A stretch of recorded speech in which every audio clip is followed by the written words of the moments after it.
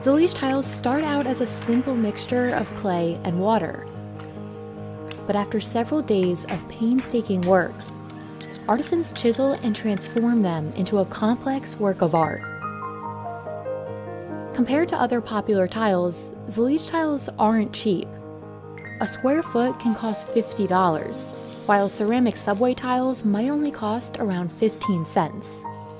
But this art form relies on the skilled artisans that make each tile by hand.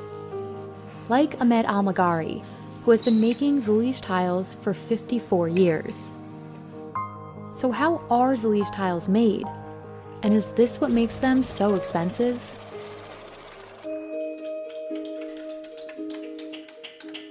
While perfection is often valued, it's the imperfect qualities of Zalij that make the tiles so unique. Artisans in Morocco have been hand-making Zalij tiles for centuries. Today, they continue this tradition in the city of Fez. يعني خدمة ما كتشبه الخدمة وهندسة ما كتشبه الهندسة حتى كيولي الإنسان عنده مقتدر كيولي عنده واحد التجربة في الصنعة لأن الصنعة ما يمكنلكش تقول أنا راني معلم ما عمرك ما تقول أنا معلم لأن ديما كتتعلم ديما الجديد. But before artisans at Arabesque can create tiles, they first need to form the clay. Fez has remained a center for Zalij partly because of these rocks. They're considered some of the best materials in the region for making high-quality clay. الطين هذا ديال المغرب هذا الأصل ديالو مغربي وكاين غير في مدينة فاس. This clay is believed to be more durable than some clays found further south, and it can withstand very high temperatures once fired. First, an artisan tosses the rocks into a pit in the ground called a zuba. They fill the zuba with water and leave the rocks to soften for a day. Then, in one of many tedious stages to come, an artisan kneads the clay using their hands and feet to make it more malleable. After the clay has fermented for a day, a different artisan has the task of molding it into the proper shape.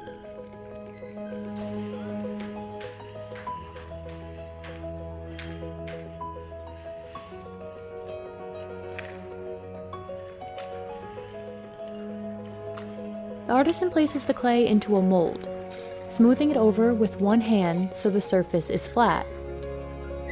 For every 10 kilograms of clay, artisans can make over 10 square feet, or about 1 meter, of tiles.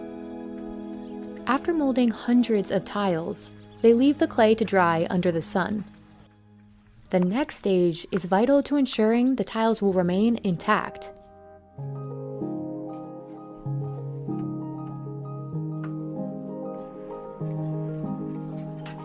نحطوا القاله فوق منها القياس كنجيب واحد الكوتشيه جنويه كيضربها باش كتزقاد كتعطينا سنتيم ونص سنتيم وشويه على حساب القياس خصنا القياس اللي بغينا حنا.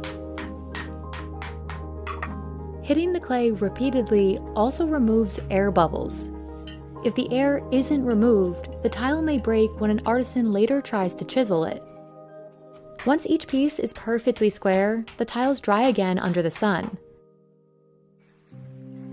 Finally, it's time for the clay to head to the kiln.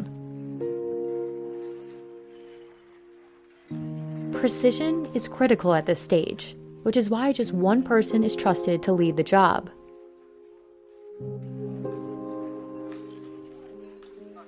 وكنهزوه كنجيبوه المرحله هي هذه كيبس ملي كنجيبوه كيبس المرحله كندخلوه للفرينه احنا كندخلوه للفرينه هي هذه كيدخل الفرينه كيكون الشحان عندنا شحان اختصاصي بهذا الشيء لما كنش هو ما يتشحنش هذه الفرينه بالاختصاص تعلم هذه الحرفه هذه تعلمها من الطفوله ديالو.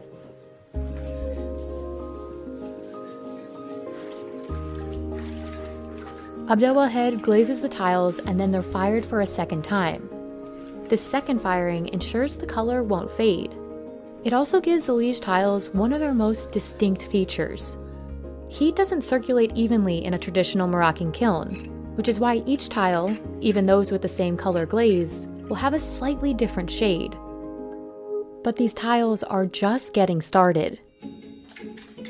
After glazing, the tiles move on to the cutting stage, where artisans trace the small shapes they'll later carve. Chiseling the tiles requires total concentration.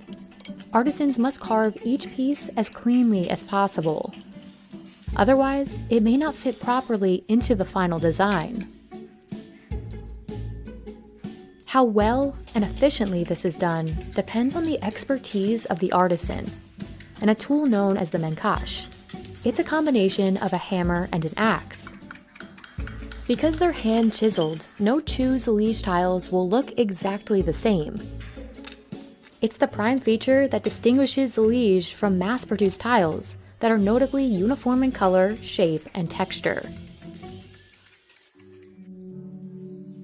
Arabesque first creates designs on the computer. Then Ahmed uses a paper printout as a guide to assemble the final design on the floor. Ahmed inserts each individual tile by hand, like a puzzle piece, making sure every tile seamlessly fits next to its neighbor.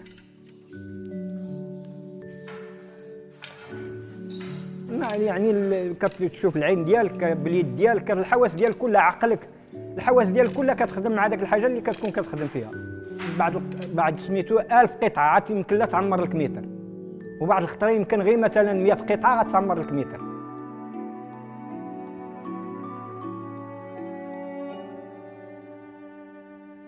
After about 15 days of assembling the pieces, Ahmed can reveal the finished design.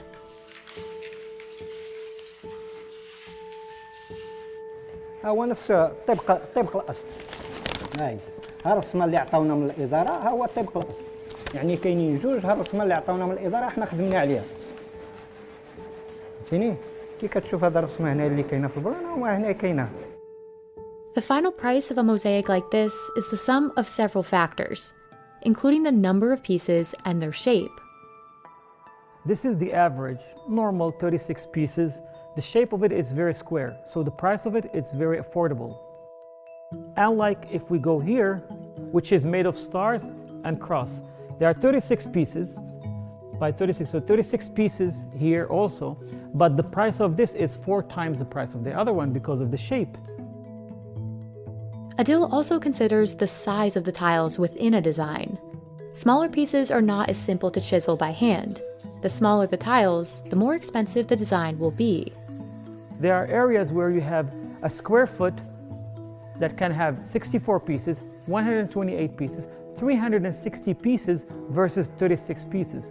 So if you have one that costs $10 per square foot, the other one might cost 10 times, $100 per square foot. The price increases further for more complex designs. This tile has an interlace. The interlace is automatically double the price. So if you have a $10 square foot, with the interlace it's $20. Centuries ago, Zalij tiles were reserved for royal palaces. Today, they've become synonymous with Moroccan design. You'll find them covering walls, floors, and fountains across Fez. When we talk about Morocco and Moroccan architecture, the first thing comes to mind is Zalij. But its influence goes beyond Morocco. Demand has grown in the US, especially in recent years, as notable designers like Kelly Worsler incorporate Zalij into their own work. But the way some are using the tiles is different. Rather than mosaics, they're creating monochromatic backsplashes. Part of the appeal of using just one color of Zalij is that it appears ombre when multiple tiles come together, thanks to their subtle variation in shade. But while Zalij becomes more popular overseas, Adil struggles to find young people locally he can trust with the trade. This is more of a living art, but it's also a dying tradition. Nowadays, people are not patient as much as in before. If you look at the people who used to work in this trade, they are very calm, they are very peaceful, they have inner peace. Nowadays, we find extreme hardship to train and adopt people who can carry this kind of tradition as a Zalij artisans. The quality of Zalij depends on the hand that makes it.